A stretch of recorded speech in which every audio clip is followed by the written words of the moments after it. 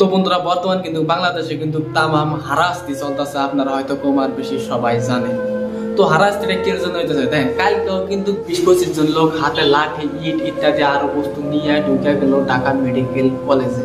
সেখানে কিন্তু বহুত ছাত্রছাত্রী আহত অবস্থায় আসা, তাদের চিকিৎসা করানোর জন্য তাদের চিকিৎসা চলছিল, সেখানে যায় কিন্তু আক্রমণ করলো। শুধু তাই না, বাংলাদেশের সমস্ত ইন্টারনেট কানেকশন, যাতায়াত ব্যবস্থা সবকিছু কিন্তু বন্ধ করে দেওয়া হয়েছে।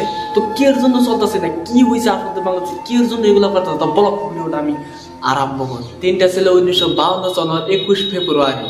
তো সেই দিনও কিন্তু বাংলাদেশের বিশ্ববিদ্যালয়ের ছাত্রছাত্রীরা কিন্তু এভাবে আন্দোলন করছে, কারণ তাদের কথা একটাই আছে যে আমরা বাংলাদেশে থাকি, যেহেতু আমাদের রাষ্ট্রীয় ভাষা লাগে বাংলা ভাষা।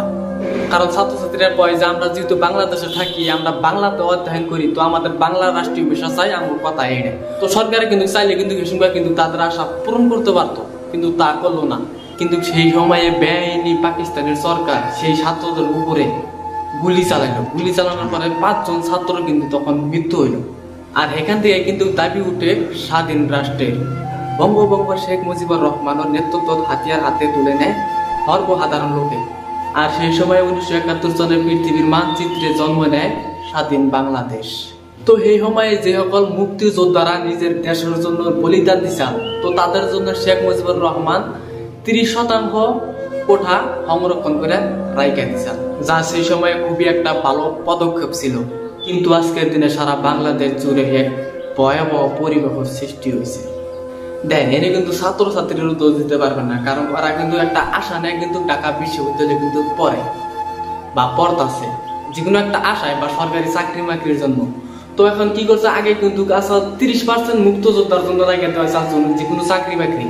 তো এখন কি করছে, লাহে লাহে 50% করছে। তো 50% যদি মুক্তযোদ্ধারা নেয় সারা বাংলাদেশ জুড়ে, আর 50% চাকরি নেব। তো ঢাকা বিশ্ববিদ্যালয়ে যেহেতু পড়ে, মনে কিন্তু ছাত্রছাত্রীরা তামাম মেধাবী হয়। তো মেধাবী হওয়ার পরেও যদি একটা দেশে যদি সরকারি চাকরি যদি না পায়, তো তখন কিন্তু ছাত্ররা কিন্তু রাস্তায় নামবে আন্দোলন করার জন্য।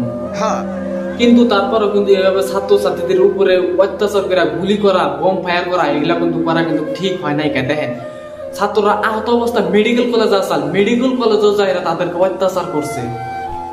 এটা কিন্তু শেখ হাসিনার একদমই ঠিক হয় নাই।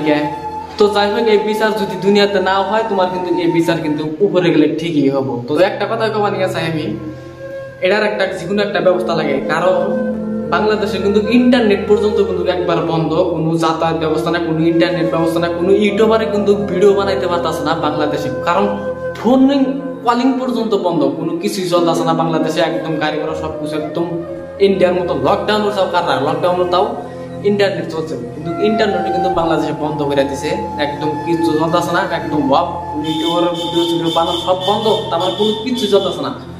তো যাই হোক, এটার যে কোনো একটা ব্যবস্থা না লাগে। তো যাই না কি করবো, শেখ হাসিনা যেটা টার্গেট করে পাবো এটাই হবো। তো আমরা যত গল্প করে কোনো কাম হবো না।